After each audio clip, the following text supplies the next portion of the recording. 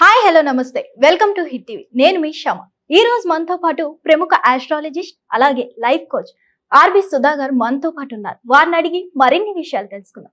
నమస్తే మేడం. నమస్కారం. మేడం, ఇప్పుడు బొట్టు టాపిక్ వచ్చింది కాబట్టి చాలా మంది భర్త చనిపోయిన తర్వాత బొట్టు తీసేయాలి, తర్వాత పెళ్లిళ్ళకి వెళ్ళకూడదు అంటారు. ఇది ఎంతవరకు కరెక్ట్? ఈ డేస్ లో కూడా అది జరుగుతుంది. ఈ డేస్ లో జరుగుతుంది అంటే కొంతమంది పాటిస్తారు, కొంతమంది పాటించరు. ఏదైనా సరే మనం లా ఆఫ్ అట్రాక్షన్ గురించి మాట్లాడుకున్నప్పుడు ఇది బిలీఫ్ సిస్టమ్. అంటే మీరు నమ్మిందే, మీరు బలంగా దేన్ని నమ్మిందే అదే నిజం వాళ్ళకి. అంటే మీ రియాలిటీ ఏంటి? మీరు ఏది నమ్మితే అదే రియాలిటీ. ఇప్పుడు ఒకళ్ళు ఉన్నారు, నేను ఇది చేయగలను అనుకున్న వాళ్ళకి సెల్ఫ్ కాన్ఫిడెన్స్ ఉందని మనకి తెలుసు. అని చేస్తారు వాళ్ళు. అదే కదా ఇప్పుడు లా ఆఫ్ అట్రాక్షన్ అంటే అదే. బికాస్ నువ్వు ఏది బలంగా నమ్మితే అదే నువ్వు. నీ లైఫ్ ఏంటి? నీ రిఫ్లెక్షన్, నీ థింకింగ్ లో ఉన్నదే నీకు రిఫ్లెక్ట్ అవుతుంది. అంటే ఒక మిర్రర్ ఉంది. మిర్రర్ లో ఏంటంటే నువ్వు జస్ట్ ఇలా మూవ్ అవుతున్నావు, వెళ్తున్నావు అనుకుందాం. మిర్రర్ నుంచి మూవ్ అయిపోయావు, ఇలా జరిగి వెళ్ళిపోతున్నావు. మిర్రర్ లో నీ బింబమే చూపిస్తుందా? లేదే, మూవ్ అయిపోతుంది కదా. అవును. నువ్వు నిలబడిన వరకే నీ రిఫ్లెక్షన్. అంటే ఏంటి? నీ థింకింగ్ ఎంతవరకు ఉందో, నీ థాట్స్ ఎంత బలంగా ఉన్నాయో అంతవరకు నీ రిఫ్లెక్షన్ కనిపిస్తుంది. అంటే నీకు ఏం కావాలి, నువ్వు ఏం థింక్ చేస్తున్నావో అది కనిపిస్తుంది అనమాట.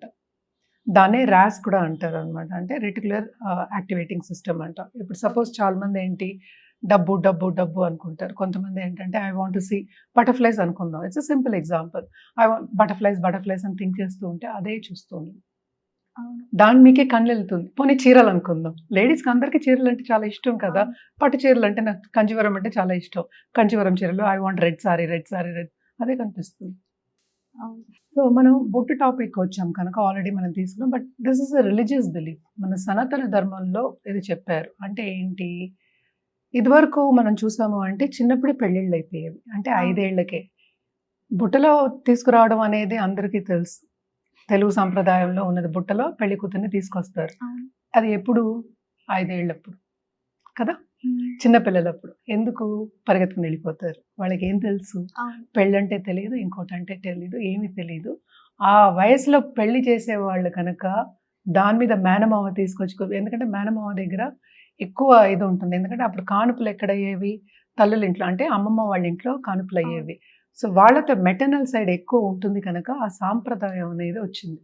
ఇప్పుడు మనం చూసామంటే, రిఫ్లెక్ట్ చేసాము అంటే, సో బుట్టలో పెట్టి తీసుకురావడం అనేది, అప్పుడు ఉత్తిని ఎత్తి తీసుకురావడం అనేది ఈజీ. ఇప్పుడు ఏంటంటే అందరూ సరదాగా చేసుకుని ఫోటోల కోసము, వీడియోల కోసం చేస్తున్నారు. బట్ జనరల్గా చేసేది అదే. అదే టెమిలియన్ పద్ధతిలో ఒళ్ళో కూర్చోపెట్టుకునేవారు పిల్లల్ని కన్యాదానం చేసినప్పుడు.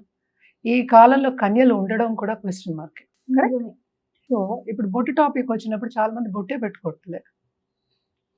నేను ఫారిన్లో ఉన్నాను, నేను ఎందుకు పెట్టుకోవాలని అడుగుతున్నారు. కరెక్ట్. సో సాంప్రదాయాలు అన్నీ మారిపోయాయి, బిలీఫ్ సిస్టమ్స్ అన్నీ మారిపోయాయి.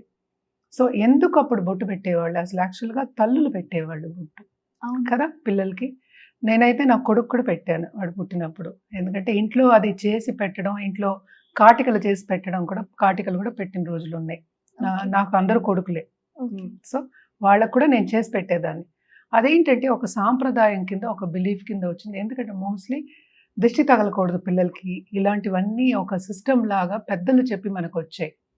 సో మనం ఇప్పుడు భర్త దగ్గరికి వస్తే, ఇప్పుడు చాలా మంది సినిమా యాక్టర్స్ కూడా వచ్చారు. కడవ చౌత్ ఎందుకు చేయాలి అనేది వచ్చింది. ఎందుకు? కరెక్టే కదా.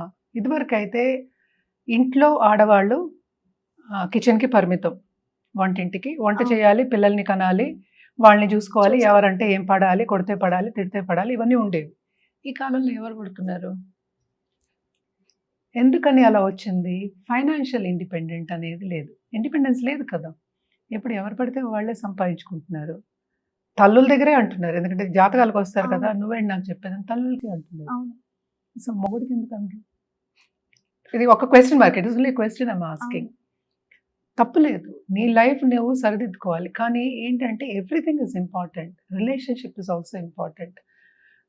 కరెక్టే. సాంప్రదాయాలు కొంతవరకు ఏంటంటే కాల పరిమితం బట్టి మనకి మారుతూ ఉంటాయి. కరెక్ట్. సో బొట్టు పెట్టుకోవడం అనేది ఏంటంటే ఇదివరకు నమ్మకం ఉండేది. ఎందుకంటే బొట్టు పెట్టుకోవాలి, ముత్తైదువులు అనేది ఒక నమ్మకం ఉండేది. తర్వాత వాళ్ళు వెళ్ళకూడదు, చాలా మూవీస్లో మనం చూసాం. సో రాకూడదు, ఇవన్నీ ఉండేవి. ఈ కాలంలో ఎవరెవరో తెలియదు కూడా అసలు మనకి. అసలు తెలియదు. తెలీదు. సో, ఇదివరకు ఏంటంటే పెద్ద పెద్ద ఇల్లులుండేవి. దాంట్లో ఏమో మనుషులు కూడా ఏంటంటే ఆప్యాయంగా, సంతోషంగా కుటుంబం అంటే ఏంటి?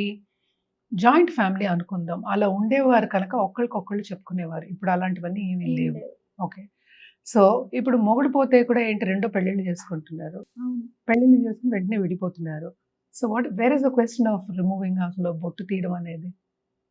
నాకు తెలుసు 2 రోజులకి డైవర్స్ చేసిన వాళ్ళు ఉన్నారు. నాకు తెలిసిన వాళ్ళు ఉన్నారు. అవును. సో, ఏ మొగుడు పోయాడని నువ్వు బొట్టు తీస్తావు? అనేది question mark. Yeah! It is a question. I asked the same question ఒకళ్ళు నన్ను ఇలా అడిగినప్పుడు. అవును. ఇప్పుడు ఒకళ్ళకి ముగ్గురు మొగుళ్ళున్నారు.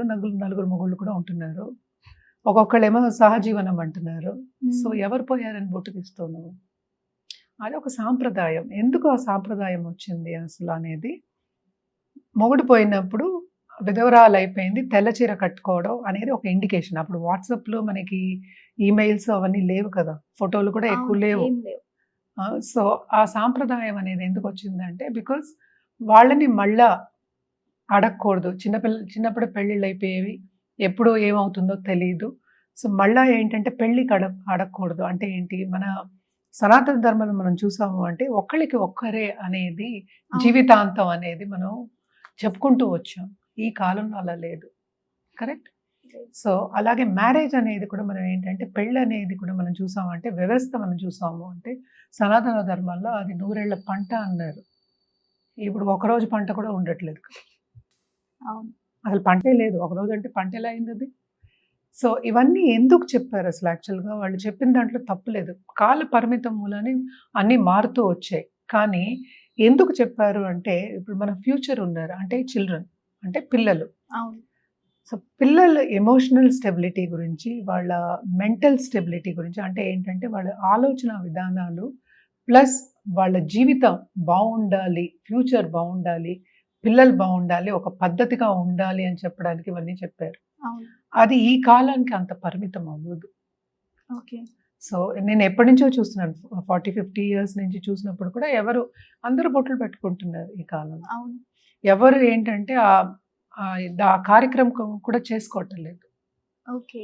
విడిగా ఒక కార్యక్రమం చేసేవాళ్ళు. అవును. చేసేవాళ్ళు. జుట్టు కూడా తీసేసేవాళ్ళు 10 కదా! డేస్‌కి చేస్తారు. ఆహ్, ఎన్ని డేస్ కని మనకి ఎందుకు కానీ జుట్టు కూడా తీసేసేవాళ్ళు. ఉండకూడదు, అలంకరణ చేయకూడదు. అంటే ఎవ్వరు పాటించట్లే ఈ కాలంలో నాకు తెలిసి. అవును. నా నా చుట్టుపక్కల ఉన్న వాళ్ళ గురించి నేను చెప్తున్నాను. ఓకే. నాకు తెలిసిన వాళ్ళ గురించి. మిగతా వాళ్ళు ఇట్ ఆల్ డిపెండ్స్. అంటే ఏంటి? ఎవరి ఫ్యామిలీని బట్టి వాళ్ళు చేసుకుంటూ ఉంటారు. ఇప్పుడు కొంతమంది ఏంటంటే చాలా మారుమూల ప్రాంతాల్లో ఉన్నారు. లేకపోతే చిన్న ఒక విలేజ్‌లో ఉన్నారు. పాటిస్తారు. హ్మ్. సో, మనం అందరికీ ఒకటే చెప్పలేము. కానీ బేసిక్‌గా ఇది నేను ఇందాక నుంచి చెప్పేదేంటంటే మనం ఎప్పుడు లా ఆఫ్ అట్రాక్షన్ గురించి మాట్లాడుకున్నప్పుడు ఏదైనా సరే అది బిలీఫ్ సిస్టమే. ఓకే. సో, మనకున్న సాంప్రదాయాలు ఇంకో దానికి లేదు. ఇంకో రిలిజన్‌కి గాని, ఇంకో ప్రాంతానికి గాని లేవు. సో, వాళ్ళకి జరుగుతున్నాయి, మనకి జరుగుతున్నాయి. అన్ని లోకంలో అందరికీ జరుగుతూ ఉంది. అవును. సో, ఏదైనా సరే మనకి వచ్చేప్పటికి అంటే మన వరకు ఇండివిడ్యువల్ వరకు వచ్చేప్పటికి అది బిలీఫ్ సిస్టమే. ఓకే. సో, ఎప్పటికైనా సరే నేను ఇందాక చెప్పినట్టు తల్లులే పెట్టారు. పిల్ల హ్మ్. పుట్టిన తర్వాత వెంటనే తల్లులు పెడతారు. అవును. అలంకరణ చేసేది కూడా తల్లే. అవును. సో, ఎందుకు ఆ సిస్టమ్ వచ్చింది దానికి అనేది నేను ఎక్స్‌ప్లెయిన్ చేశాను. సో, ఎవరిష్టం వాళ్ళది కానీ దీంట్లో, ఎవరి బిలీఫ్ సిస్టమ్ వాళ్ళది గానీ, మనం ఒకళ్ళకి చెప్పే అంత ఇది లేదనమాట. ఎవరి లైఫ్ వాళ్ళది. సో, వాళ్ళ వాళ్ళ థాట్ ప్రాసెస్ బట్టి వాళ్ళ లైఫ్ కూడా జరుగుతూ ఉంటుంది. సో, అన్నీ మనకి ఇప్పుడు ఎవ్రీథింగ్ హస్ బికమ్ సిటీ. అంతే. అన్నీ. ఇప్పుడు విలేజెస్ కూడా సిటీస్ లాగే ఉన్నాయి. టౌన్స్‌లా ఉన్నాయి. సో, ఎవరు పాటిస్తున్నారు, ఎవరు పాటించలేదు అనేది అసలు తప్పు మనం మాట్లాడుకోకూడదు. అంటే వాళ్ళిష్టం. ఎవరిష్టం అవును. వాళ్ళది. ఎవరి సాంప్రదాయాలు వాళ్ళవి. ఇప్పుడు మనం ఆంధ్రాలో ఉన్నాం, లేకపోతే తెలంగాణలో ఉన్నాం అంటే అందరికీ ఒకే సాంప్రదాయం ఉండదు కదా! ఉండదు. బిలీఫ్ సిస్టమ్ కూడా డిఫరెంట్ ఉంటుంది. సో, దాన్ని బట్టే ఏదైనా జరుగుతుంది. దాన్ని బట్టే లైఫ్ కూడా ఉంటుందన్నమాట. సో చూసారు కదా లా ఆఫ్ అట్రాక్షన్ కోసం ఎన్ని వివరాలు మనకి తెలియజేశారో. సో మరిన్ని వివరాలతో మళ్ళీ కలుద్దాం. Stay tune to hit TV.